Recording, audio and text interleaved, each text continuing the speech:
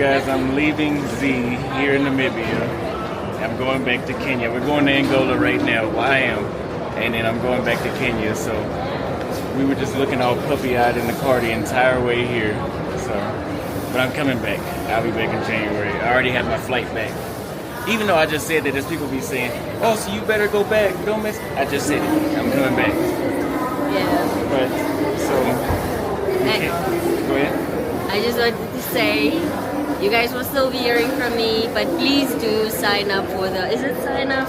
It's sign up for the geopolitics. Yeah. You know, there's a free trial as well, so do the right thing. If you want to stay in communication with Z, you'll be through the email by signing up at the link in the description. You guys, so as you see, I just left Z at the airport, and I am here checking in right now on my flight to Angola. Be here for about, it's a 16-hour layover, so I'll probably be in a town maybe 11 hours just to get a quick tour and just to get the stamp on my passport. Say I went, I will go back at some point. And as she said, we do have the geopolitics newspaper that is out, or not newspaper, it's a newsletter, and it is $5 per month to subscribe. Now we have had already about 7 people subscribe, but everybody's not actually clicking the subscribe button. I still have to optimize it where it automatically subscribes after you pay. But there's a week free trial. So if you have not signed up for the free trial or paid, you will not be receiving newsletters and you're essentially on a waiting list. So if you did that, make sure you go back and check. All right, you guys, so now we're in the airport in Luanda. I'm gonna show you guys what the airport looks like from here. So they said since I have a 16-hour layover that it would come with accommodations, meaning I'd have somewhere to stay tonight, which I probably won't because my next flight is at 7 a.m. And yeah, right now it's about 5 o'clock. So by the time I get to wherever I'm going and set down my stuff, the sun will already be down. So I won't have much time to sleep. It's going to be like a very light 3-4 hour sleep if I do. Alright, you guys, so we are in the airport still. We just stood in immigration for about 2.5 hours. So yeah, after this, I'm gonna get my place to stay. I'm gonna go drop my bags off, and then we're gonna tour around the city for a little bit, talk to some people, see what's going on, see how safe it is, and what it looks like.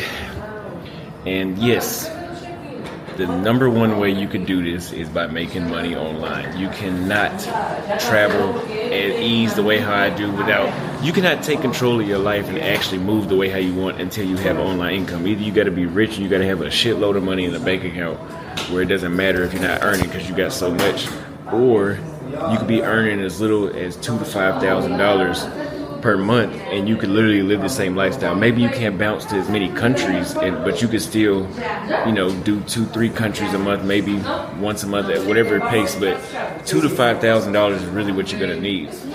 And a lot of people want $2,000 to $5,000 because I did a survey on my email list, and people was concerned about making $2,000 to $5,000 or being able to make that money no matter where they are in the world. So I'm gonna tell you guys more about that throughout the video. So apparently the lady at the Windhoek airport, because she was like, make sure that you get accommodations, make sure that it happens. I should have told her to like give me a note or something, because I had a feeling that was gonna happen. I got over here and she's like, no, we're not gonna give you a hotel. Why do you think that? I said, I didn't ask. The lady told me without me asking. And I was like, well, can I leave my bag here? She's like, no. You leave in the morning, you can just sit in the, she's like, you senta on the key and ouvir música, basically sit and listen to music on the chair, I guess is what she was saying. So I'm gonna see if there's somewhere I could leave my bag, because there's usually always a place in the airport where you could leave your bag. You could pay to leave a bag. Because I have my laptop. Like, I don't know how dangerous the city is, and I don't want to be walking around with like my most valuable shit on me. So we're gonna see if there's a place. Since I can't find anywhere to put my bags, and Gigabyte on those little apps that you put the e-visa that you buy, e-visa, those are a rip-off. $31 for 1 gigabyte. That's insane. Here at the store, it's 1 gigabyte is 7,500 kwanza, which is like $8. So I guess it's like $16 for 5 gigabytes. But I need like really like 2 gigabytes. I don't need a whole lot of shit. I'm only gonna be here 16 hours, so I'm gonna say I'm not paying $30 for a gigabyte. That's crazy. Because the thing is, you can run through a gigabyte watching a damn video, one video, and you'll be out of data. So I'm just gonna do just 30 gigabytes for $8. And yeah, we'll go from there because I'm not paying $8 for 1 gigabyte. Yes. The Portuguese is a little like in Mozambique. It's easier to understand what they're saying. Here, it's the communication is a little difficult because she even asked me, "You don't speak good Portuguese, dude." And I'm like, I can make a documentary in Portuguese if I wanted to. It's just I have to warm back up to it. Probably like an hour or so of me talking, I'll be able to. If I talk to the cab driver, because the airport is like an hour or two away from the city, so if I talk to the cab driver, I'll probably be warmed back up by the time I get there. You guys, so finding a ride, I'm gonna find a hotel nearby, see if I can drop my bags off. Finding a ride to a hotel is a real pain in the ass. Like I'm gonna have to stop and get one of these taxis, and that's usually like a very last minute option whenever you're traveling is to get a taxi. But every Uber or every Yango driver is like, "Oh, I'm here," and then I don't see them. And I'm walking up and down the street where the GPS is at, and I'm saying, "Are you upstairs or downstairs?" They're not really answering my question.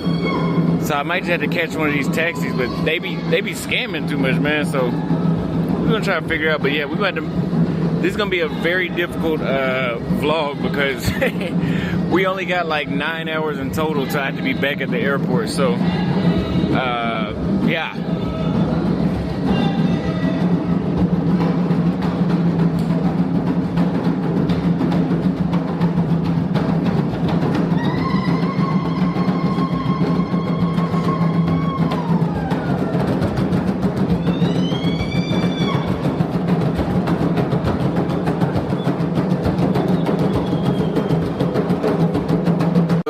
Officially back in Nairobi. We didn't get to go to Angola due to the issue of not being able. We weren't there long enough, and there was no way to find a taxi. But I am officially back at my apartment, and guys, it's been so long. I don't even recognize the smell of my own apartment, and it feels like I just checked into an Airbnb. And now I realize it feels kind of empty in here. Like it feels like something is missing. Maybe it's the plants. Some of my plants have died. I think maybe I can still save this one. This one is, I guess this is like a desert plant. It's not even anything. It's still alive. So I don't know, but there's a lot of dust everywhere on stuff on the patio. I could save those plants over there. They just need to be watered. But yeah, like I can, now that I've taken a step back, even this one looks like damn near the same as when I left it. Now that I've taken a step back, I can see how much more furniture I need to add, and looking at how dusty it is. But beautiful city of Nairobi, very great place. But I definitely feel different, man. Like it feels like I really needed that time away. I left some stuff while I had to clean while I was going. This plant right here stayed alive, but yeah, for the most part, I'm glad to be back. I will update you guys tomorrow about the decision. I don't think I'm gonna get rid of my stuff, but I'm definitely gonna use this more so as a vacation home and just go back and forth in between Namibia. And some people, I don't care how many times I say this, I am going back to Namibia. I bought my ticket the day I bought my ticket in Nairobi. I got a round trip ticket. As stated before, I'm not gonna lose focus, and I will come back, and I will not be having Long Island Monday, Tuesday, Wednesday every single day. I'm gonna stick to drinking wine because I've heard some things now about how the alcohol here has still been tripping people out, and yeah, I can't go back into that. So don't expect to see me hang out too much, which means that I will have more vlogs that probably will look like I'm having more fun because it won't be so frequent now that I'm here.